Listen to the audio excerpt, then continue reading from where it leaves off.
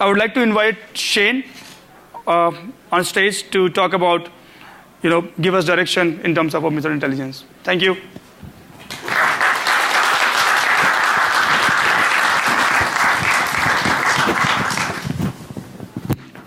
Mic handoff. That was great. Yeah, that was pretty Supported smooth, me. That was good. You were all worried about it. Performance anxiety, right? Thank you. All right, let's see if this works. Because I am cursed with displays not working at the worst possible time. Everybody, send your good karma to this machine. All right. No looking. Woo! What the?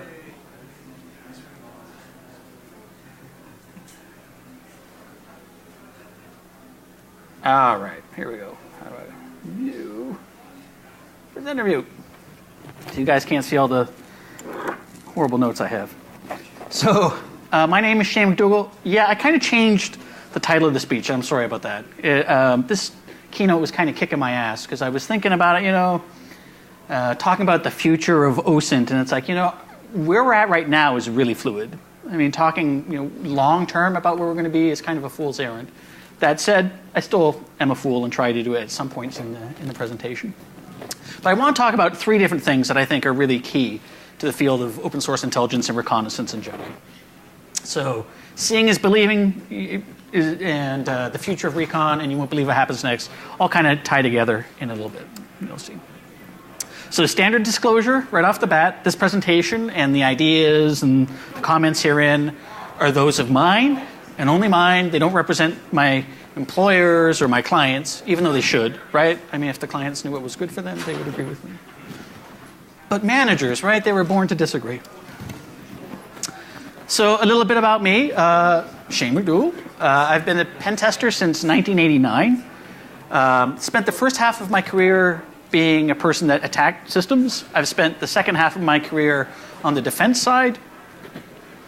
These days, I work on the threat intelligence part of the corporate networks. I work for a major video gaming company. And most of my days are spent building and writing tools to harvest open source intelligence data that can help my company identify attackers and that sort of thing. As my gracious hosts mentioned, I do have 2 black badges from DEF CON by winning the social engineering capture the flag. And I mean, I don't want to sound like a braggart, but it's important to say I'm also the only guy to ever get a 100% score in that contest. And I want to stress, not to brag about that, but I completely attribute this, my 2 successes to, I mean, not completely, but a huge chunk of it was because of the reconnaissance phase that I did, right? I mean, those extra points that put me over the top to give me the perfect score were things that I got from recon that nobody else was doing, and they were techniques that we'll talk about today. But Chris, right here, also, he won the SECTF last year. Chris, we're talking to you. Hey. Oh, I'm sorry. Importance of OSINT with social engineering attacks. Critical, would you say? Oh, absolutely. Absolutely. Asking someone to confirm what you already know is a heck of a lot easier than just asking them what you don't know. Right. Push polling, right? If you can act and sound. Critical. The type of attack you can successfully launch would just boggle your mind. The stuff that we've been able to get people to tell over the phone, you're just like, I can't believe you're telling me this, right? But they do. So I do want to talk a little bit, though, about my history of predictions so that you know where I'm coming from. 1988, I guess it was. I was an undergrad at engineering school. And one of my professors said, hey, do you want to work with the graduate students? They're working on this cool thing called hypertext markup language. Whatever, get some extra credit. Went in, spent a day with these guys, and were like, it's links from text articles to other text articles. Boop-de-doo, right? Spent a day, I'm like, yeah, scintillating. I'm out of here, right? Bounce. Because obviously I didn't, back then we didn't have Netscape. There were no graphics, no videos, none of that stuff. It was like articles to articles to articles. So that's the visionary I am, right? I mean, I'm probably the guy that would have gone, Mr. Xerox, I understand the concept, but I'm not sure there's a market for it, right? So Peter Drucker had a great line. He said, predicting the future is like driving down a country road at night with your headlights off and you're looking out the rear window, which is pretty close to accurate, I think. But we're going to take a drive anyway. So open source as open source intelligence and Recon as a tool. What makes OSINT so compelling is that it's a completely passive process, right? We don't send a single packet to the target. We send our packets to people that have already hit that target, or the target has already hit, or people within that company have already hit, right? They have no idea we're targeting them. So if we want to know what technology a company is running, we don't run scans on their network. I mean, you can later if you want, or you can up front if you want. But instead, what I like to do is I go to LinkedIn. I look at every employee, all their future stuff. What have they hired? What technologies do they have on, right? Retired, current employees. Go to Indeed, go to Monster, the job sites. Who are they hiring? What apps are they looking for? What technology? Just using open source intelligence, you can pretty much do a really good high-level technology stack analysis, again, without sending a single packet to the target, right? And why does this keep doing? So this is actually what OSINT used to look like. Anybody remember using this back in like '89? Yeah, right? Would I be far off by saying gigantic pain in the ass? Right? Finding the little nugget, you're like, I know that they built this data center out and I want to find articles about it, but like you're scrolling and scrolling and scrolling. Yeah, it was a nightmare, but this is literally what open source intelligence and Recon was for the longest time. And that's not to say there wasn't online data available. There certainly was. And ironically enough, back in the day, I know, old-timer, government data was the most readily accessible. But that's because they'd actually had databases and data and big stuff. There was a time when the government had their shit together, believe it or not. I know, hard to believe. Newspapers didn't have their stuff online. That's only very recent, right? You see them on the scanning projects, and that's because now we have Hadoop clusters and big, they can distribute this work, and it's a lot easier for them to do now than they could back then. LexisNexis, however, did exist back at the time, and that was kind of like the ultimate, source for OSINT or for a personal Recon. But where are we now? Well, obviously, as my career has progressed, open source intelligence and successful Recon has become a much bigger part of the attack and defense profiling for most engagements. And this is obviously due to the explosion of the internet and social media, right? We went from a little tiny drip, drip, drip of data that we could get to the biggest tsunami of data that the world has ever seen. I mean, if you look at the charts, the amount of data and the way it's going up, it's just exponential, right? And as OSINT professionals, this is what the field you get into, or Recon, or doing any sort of this stuff, it's one of the first things you're going to have to deal with is the data overload, right? It's unbelievably hard. I mean, we're actually at a point now where we literally have internet-connected toasters. Internet freaking connected toasters. That's more data that we have, right? But again, it's also a pivot point within, a target. So this was, I just put this up. It's not even close. This was like from 4 years ago. So take these numbers and times them by what? 100? I don't know what the number is now, but just unbelievable amounts of data that are surging over the wire at any given time. And these are things that you are going to want to go through, right? It's like, I want to look for anything that refers to this piece of data. And we start trawling through this. And this pile, you're never going to get through this pile because it's growing all the time. So why do we use open source intelligence? Well, we said before, it's usually free, or at least relatively cheap. I mean, usually to obtain. The data has already been provided, so we don't have to mine it. Well, I shouldn't say that. We have to get it. We probably have to mine it, but it's been pre-mined for the most part. The other nice thing is it's publicly available, which frees us, hopefully, from privacy law violations, which can be very costly. And we'll talk about that in a little bit. So Wall Street uses open source intelligence so that they can analyze companies. They can check supply chains, look at threats to their income streams, and analyze risks, right? Law enforcement uses it to track people, shut down protests, discover crimes, that sort of thing, right? NGOs use it to protect their employees because a lot of them are in war zones. And strangely enough, social media, in many cases, is the most honest, up-to-date, real-time source of truth in war zones, right? So you'll see a lot of NGOs relying very heavily on mining social media. And then journalists and others use it to investigate targets, uncover stories, document war activity and crimes and that sort of thing. But in my humble opinion, the most important use of OSINT, well, actually that's not true. This is the second most important thing, right? This is so we can pwn all the things, right? I mean, it really makes our life so much easier. Nobody else really has a need for OSINT like we do. Maybe spy agencies, but other than that, we really need it to do our job. But in my opinion, the most important thing that you use OSINT for is online dating. Anyone here online dating? So out of a 20-year marriage, I started online dating for the first time 3 weeks ago, and I'm trying to think of the word to put for it. Freaking nightmare, maybe would be the right. I can't stress the value enough of Recon and OSINT in online dating. Yeah, it's really good. If you really want to bounce someone who's like, you realize this relationship isn't working out, you can, quick Google search and hunting. Hey, are you Libby Morgenstern who lives on 7th and works at Whole Foods and you've got that dog Peanut? And she's like, how do you know that? Discussion closed, unfriended. Very good to know. Right? Do you think you've met Mrs. Right or Mr. Right? It's really good to be able to look at this and figure out if this person truly is Mr. or Mrs. Right. You can find out a lot of stuff about people that they haven't let you know yet.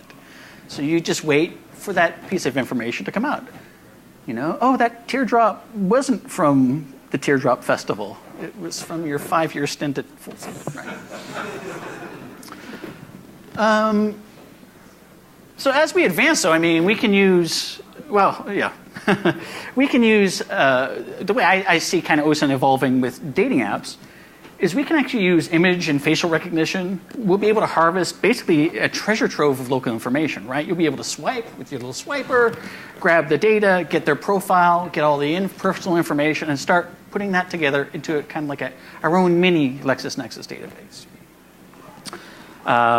It's really cool. We can de-anonymize people really easily and get their intimate details. And it's really not that hard. If we built a mini army of these automated swipers, scrape the data, we can pretty much enumerate the company's entire database very quickly. I find OSINT is really helpful too. It's a great defense tool in online dating, right? Because I don't know if you've noticed, I think I must be the only, I know you guys are lying, I can't be the only person that's online dating.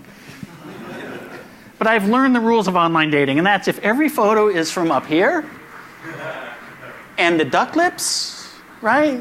They're hiding something. Usually 100 pounds. So it's a really good defense tool because you can actually find out someone's true stuff, right? So in my dating world, I just want to give you a couple of quick examples that have happened to me. Just with the first name on a dating app, you can get a ton of information, right? So one of the first people I started dating was a nurse, got a very unusual first name. So I put in first name and nurse and Googled. And it gave me 4 hits in the US. 4 hits. That's pretty narrow, right? Now, if she had a very run-of-the-name, if her name was Susan Nurse, I'd probably have like, what, 50,000, 50 million hits, right? So it was kind of interesting. I matched an image I had of her to an image I had a name, and all of a sudden now I had last name, now start digging, right? It all comes together real quick. So I was able to find property she owned, court action against her, family tree, you name it, the whole thing. The second thing happened earlier, later that week. I met another woman, had another very unique name. And from that, I was able to, I saw on the dating app that she was 0.6 miles from my place. So took a little protractor on a map, know the neighborhood she's going to be in, put in her first name, the neighborhood, and within seconds I had her motorcycle makes and model, her address, her occupation, her hangouts, pretty much everything, right? Just because she had a unique first name. Although the really weird thing was, there were actually 2 people in my neighborhood with that unique first name. So at first I was all excited. Oh, she's a doctor, I'm going to be rich. I was like, no, she's not. You're going to have to keep working, you lazy bum.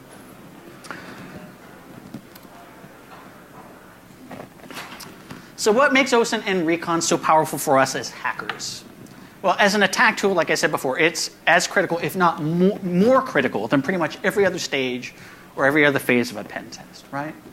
The proper intelligence gathered can be used in a devastating social engineering attack. And I mean, I've lost track of the number of times in my life I've been able to come in and drop slang, internal, project names, site locations, that sort of stuff, right? The old adage, if you look and act like you belong there, people are going to assume you belong. Using OSINT, you can gather just insane things. One of the courses I taught a few years ago at Black Hat was I had teams go out and they were assigned different companies. And one of my team, I assigned them, just as a lark, one of the largest defense contractors in the world. Not going to say the name. Cheney. And they were able to find everything from employee names, addresses, social security numbers, salaries, black site addresses, locations around the world, you name it. And they found that within an hour. This is one of our most critical pieces of infrastructure, and they were able to find this information within an hour on the internet. But like I said, right, this is the stuff you want to capture. The TPS cover sheet report, right? TPS report cover sheet. So a physical layout, email addresses, phone numbers, network diagrams, software, right? That's the sort of stuff we're looking for. So within open source intelligence, how many people here are really familiar with OSINT? I should have asked that right off the...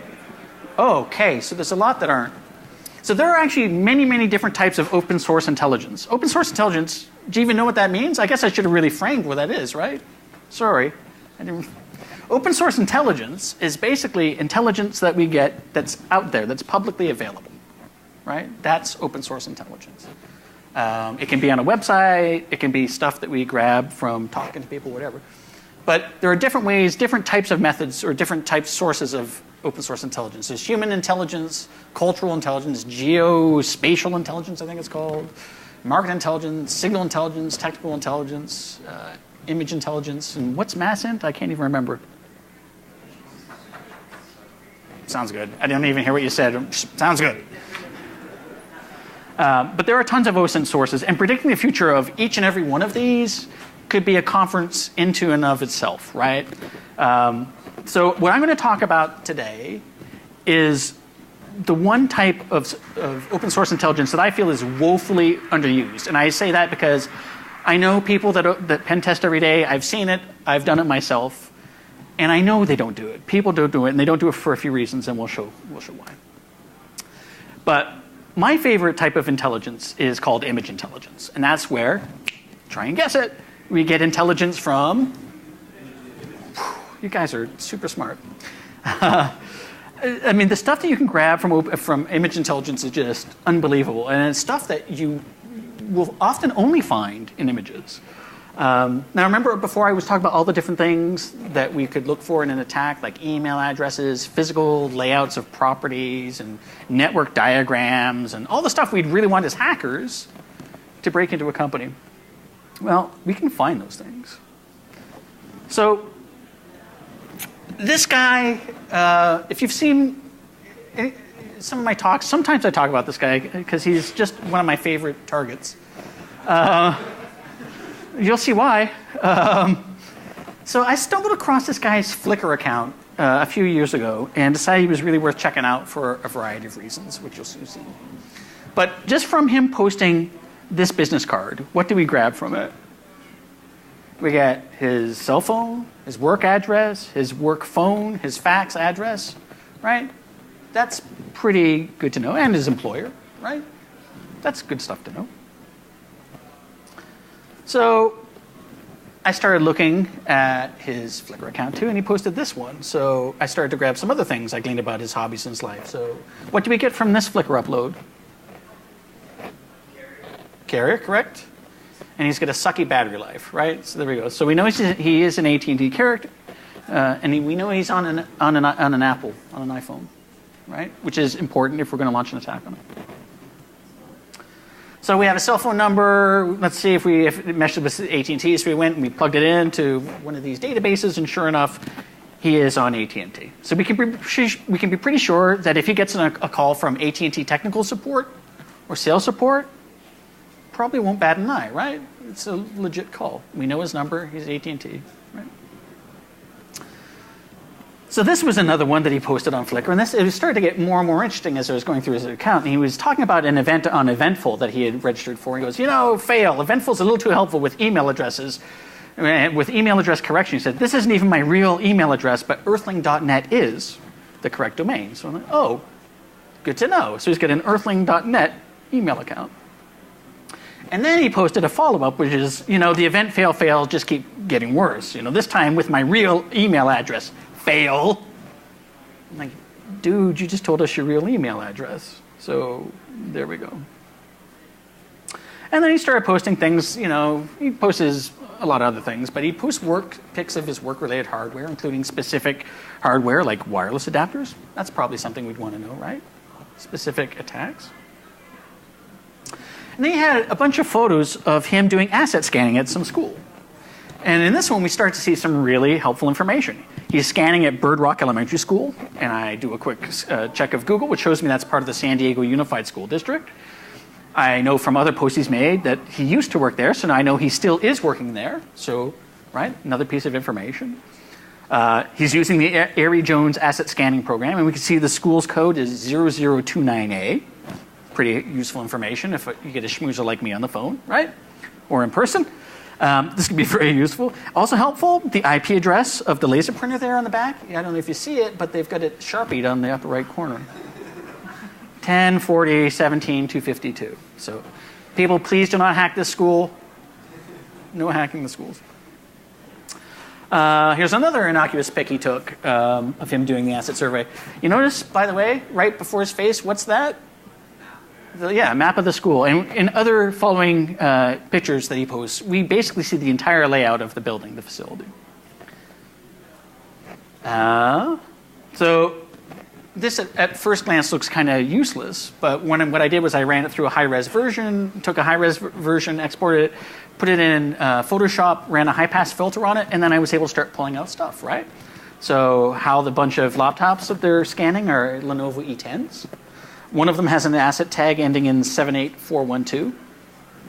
That's pretty useful. I mean, that's really specific information. If I can call up and say, I need you to pull out the Lenovo E10 that has asset tag 78412. Who the hell's on the other part of the phone? I don't know, but this guy must be part of our organization, right? But this one's my favorite. So, there's a basket with folders inside it, and the basket has computer passwords attached to it. This school literally keeps a basket of passwords. You may shoot me now. Well, is it though? I mean, I don't know. A basket of passwords sticking out, that's like a battle of badness. How big is this? Well, actually, I don't want to go down too much the rabbit hole with this guy, but we knew for a fact that his dog's name was one of his passwords, and we were able to find his dog's name from his Flickr account. Fair warning, though, the next ones are probably going to make your brain explode. I grabbed this off his Flickr account, right? And this one, right? So off this one, we can glean that Data Center 2 has more capability and function than Data Center 1. And in case, you weren't able to get the whole thing, he's like, you know what? The first two weren't good enough. Let me make it so you can see the whole damn thing. So this is totally stuff you should be putting online, right? For future, no, that's not right. Oh, yes, he did. Right, so what do we have here? A DSL number.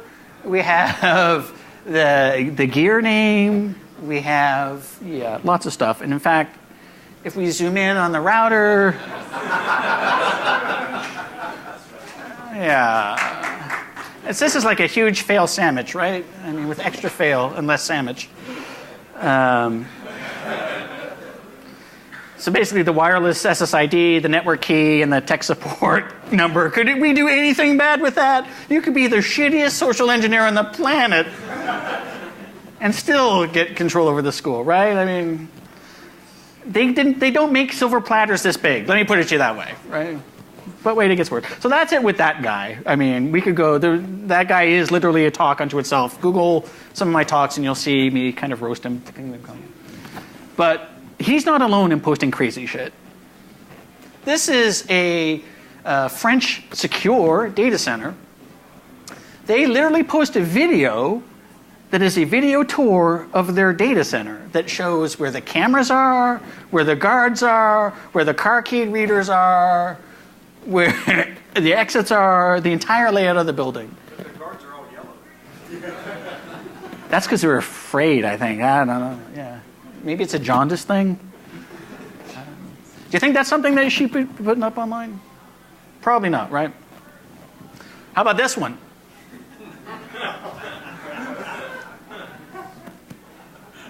The stupid, right? There is no patch for human stupidity, right? If you can't see in the back, push the number, new door lock, push the number 2 and number 4 at the same time, then push number 3 and press enter. Thank you very much. So why doesn't everybody do image intelligence? Well, great question. Thank you, Shane.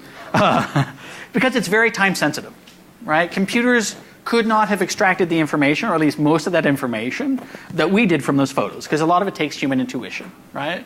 At least not yet. And while we do have good character and image recognition programs, they aren't quite as good as we need yet. And we certainly don't have the AI for it yet. Like, look at that. I mean, that would be very hard for any sort of character recognition system to translate, right? And I know me, like I whiteboard all the time, and I'll come back an hour later and like, I don't even know what that word is, and I wrote it, right? If I don't know what my handwriting is, how am I supposed to expect a machine to know what it is? So, you know, there are some issues. There is a lot of research, though, that's going on in scene text detection and recognition. A lot of it's being done in China. I don't know why I keep saying sorry about that. It's just a stupid thing. Don't do it. The Chinese are doing a ton of research into this stuff. One approach that they suggested that was initially kind of they were doing a sliding scale per character. So they take each character and then match what the mathematical probability in the sentence structure should be to the character beside it. But that's really not a good way to do it. It's not efficient. You need a big list of every possible characters and for every word a sequence. I mean, it's just unmanageable. So what they started doing now is they do what they call component-based methods. And that's where they'll do stuff like color clustering, removal of background. So they start saying, if this is blank, just cut it down. So they start trimming stuff down to the smallest possible readable chunks that they use. And then they filter out non-text elements, basically according to a customized configuration that they build. And there's a really good paper out there that you can see. It's by these guys from, I think it's Beijing University, by Zhu, Yao, and Bai. But you can see here, these are all being read very clearly, right? No problem there. But here, we see it actually misses stuff. And it's very hard for us to do image and text retrieval because, especially in the real world, you'll see things like different colored backgrounds, you'll see different fonts and size, unknown fonts, different colors, shading. I mean, there's a ton of things that kind of boggle it up. The good news is researchers really think that big data and deep learning will help tremendously. And the consensus is within the next 10 years, we're probably going to have this problem solved. If you're interested in getting into text recognition, I would really recommend that you follow this. The account name is called Carlos Tao, which is probably the most weird Chinese name ever. Peking University. Awesome scene text recognition is the GitHub repo. And I'll make these slides available so you can just grab these things there. So what is the future of image intelligence? Well, we're going to be able to unblur photos. That's definitely something that's coming down the pike. In fact, there are cameras now out there, right? You take the picture, it's kind of screwed up, and you can roll it back. We're going to start seeing super high resolution. We're not going to have to be gleaning and putting in high pass filters and that sort of thing. You know, when you get to 4K images, you can really scroll up stuff from afar and see a lot of patterns quickly. We're going to be able to detect and extract text. We're going to have facial recognition down. Location recognition is going to be a big thing, where basically you take a shot of something, and just by the background, they'll be able to start saying, at least if they can't locate where you are, we can start locating where you're not, which is just as valuable in many cases. Yeah, and advancements in cameras are already making image intelligence easier. We're already able to script some things where we can pull out things like names from name tags, right? That's something we can do. So Amazon's already in on this. They have a product called Amazon Recognition. It's a deep learning-based image recognition system. You can identify and detect objects, scenes, faces. You can recognize celebrities. It can identify inappropriate content, so i.e. nudes. They are literally deconstructing images into their base elements. So this is part of their marketing. They can do object detection, object and scene detection. They can do face detection and facial analysis. Are you happy? Are you sad? Are your eyes open? Face comparison. Even do face search in a crowd. Right? All these technology should give you a really good glance of where we're heading really quickly, what's coming down the road. And in fact, C-SPAN is already using this technology to automatically put names to speakers so that they've saved thousands and thousands of hours and a lot of money because now they don't have to do it by hand. So there is some good news for Recon, and there's some bad news. We'll go over the good news. The good news is people are creatures of habit, so they're always going to be using the same username over and over. We're going to be able to track them all over the internet, right? Stuff like that. We're going to be able to do things like have big data available to us. So let's say somebody posts, some anonymous posts about how it's raining like hell outside, and we'll be able to pick up every weather station around the world, real-time data, and go, where is it raining right now? Start doing stuff like that. So I think the big future of open source intelligence is going to be crowdsourced open source intelligence, and we're already starting to see that happen. We've had some, it's not like social media is going to go anywhere, because anybody that does OSINT, we live on social media, right? It's what feeds us. But in order for it to survive, there has to be one of two business models. You either pay for it, or you let us mine your data even deeper than we are now. And this is going to become a real issue because most social media companies are not making money. I mean, most Silicon Valley companies aren't making money, but put that aside, right? So most users will sadly go with the advertising. They rather sell all their privacy, all their data, instead of spending $10 a month to protect that, which is kind of a sad state of affairs. So all of a sudden, if you're taking specific supplements, they can figure out what's going on, right? You're taking some sort of, supplement because you think you're pregnant. They can do that analytics, right? And hope, or if you're trying to boost your testosterone, like I say, hopefully not at the same time, they can detect that. They can say, you know what? I think this person has Cushing's. They're already starting to do this sort of thing. We've already started to see some spin-offs of Reddit and Facebook that were community-driven. Some were more successful than others. Some are still going. None obviously nearly as successful as the original. We see very huge projects where they're crowdsourcing Wi-Fi maps. We're seeing crowdsourced phone books and contact lists. And these will continue to grow, most either as a privacy-driven offshoot or as a pay-as-you-go privacy-type site. People that say, you know what, I don't want my data trafficked anymore. Here's an example of crowdsourced OSINT that's out. It's called Ushahidi. And frankly, I hadn't heard of these guys until earlier in the week when their executive director got fired for sexual harassment. That showed up in my feed. It was, oh, okay, who are these guys? And you start digging into it. These guys are actually doing open source intelligence tracking in war zones. So they're tracking human rights activities that you can report anonymously. Now, anyone see an opportunity here for an attacker, though? Right? You put up your own site where people can report stuff anonymously. We put a lot of trust into these vendors, but we don't know who these vendors are. Right? This is a real problem with open source intelligence. It's open, but who's putting what out there? Crowdsourced geoterrain and satellite imaging. That's something that we're definitely starting to see. We're already starting to see things like TomNod, which is a crowdsourced satellite satellite intelligence analysis program. Bellingcat, which is terrestrial.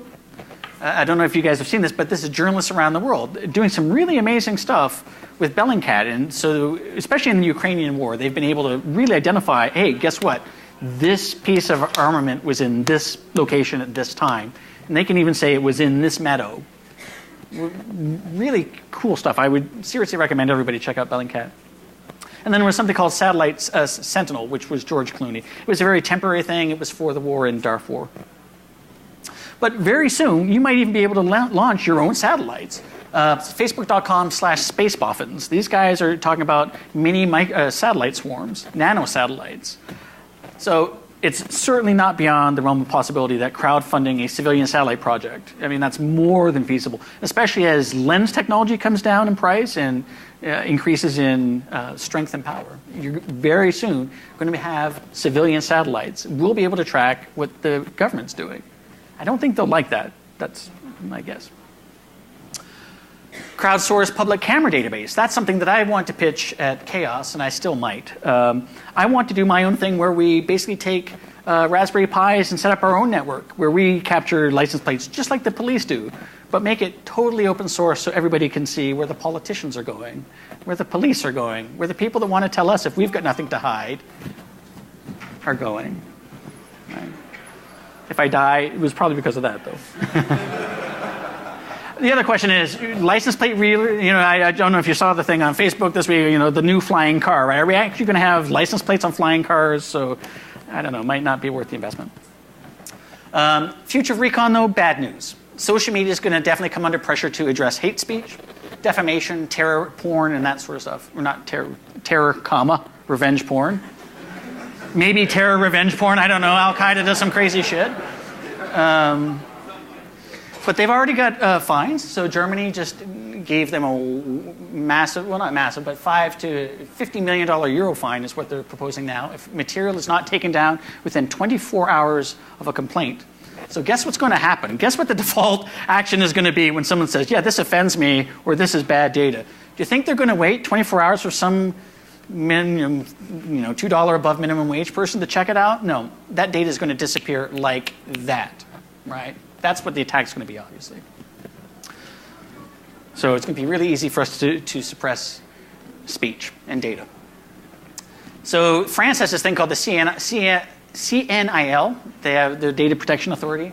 They're saying that Facebook does not have a legal basis under EU law to combine all the information it has on account holders to display targeted advertising, i.e. their frickin' business model, right? That's an existential threat to the company. It also finds that Facebook engages in unlawful tracking via data cookies of internet users. They continue to act in non-compliance. The maximum fine for next year will be 4% of global turnover or $20 million, whichever is greater. That sounds horrible until you realize they made $2.5 billion last quarter, right? So it's a drop in the bucket. It's a price of doing business. But not everybody's making money, right? Here's some other bad news for the future Recon. I'm sorry, I'm going to be like 2 minutes over time.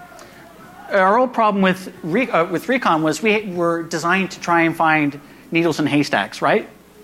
Well, now we've got a bigger problem. Now we actually have to find which needles are actually legit needles. We have fake news.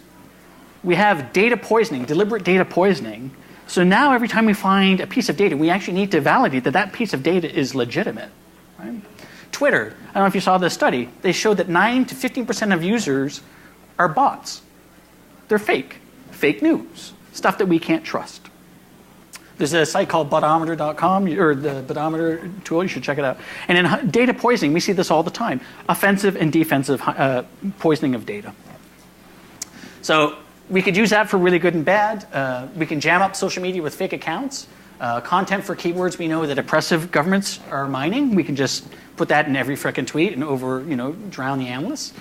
As anti-bot detection rises, so does the barrier to entry, right? So fake accounts are really easy to prevent. You need to tie it to an actual phone or credit card.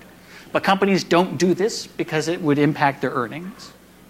So the government is moving towards requiring this. And as that happens, we will start to see a lot of this go away. There's a thing out there called the Crowdsourced Intelligence Agency. It's really neat. What these guys do is they actually, well, if you can put in a tweet, and it will rank the probability and the highness of it being flagged by government filters as being offensive or needing real, law enforcement follow-up. So let's flip that OSINT tool that was designed for good and flip it into bad. So let's find out that our target is traveling in a few months. So what do? We create an account for someone that exists. We have a bunch of sock puppets accounts follow that target. Or that someone that exists as him. We begin to interact with him. Now we set up a Twitter account impersonating that person. We fill it with content from his social media. So we basically clone this guy on social media, take stuff from his Facebook account, whatever, post it. So now it's his account as well. It's his clone account that he doesn't know about. Over time, we start feeding the puppets, following our impersonation account as well. Care and feeding of these bots is important. They need to be legitimate accounts, not mindless. We tweet the occasional anti-government, but nothing too bad. Now we know the guy is about to hop on an airplane, and as he's at the terminal, we type in something like, "Today is the day I blow up an airliner." He's on the air, right? All those filters are going to find it. And the way we find out the tweet to use, right, we just use that CS, the open source intelligence bot, to tell us what the ideal tweet is to send out. Like I said, data poisoning is going to increase. We're going to see that. It's very important that you, as a reconnaissance analyst, always seek the validity of the source. Always question who your source is and what their intent on releasing that information is. Some dark and vice data is going to lose its value. Right now, you can blackmail people by geolocating them on Grindr, or like gay ads. Nobody's going to care in a while, right? Sorry, guys, I'm coming. A couple other things that I think are really cool that you should check out. Something called stylometry. It assesses sentence structure and writing style to identify users. So if someone's typing stuff at, and you don't know who they are, you can actually start to find commonalities between different posts on different sites.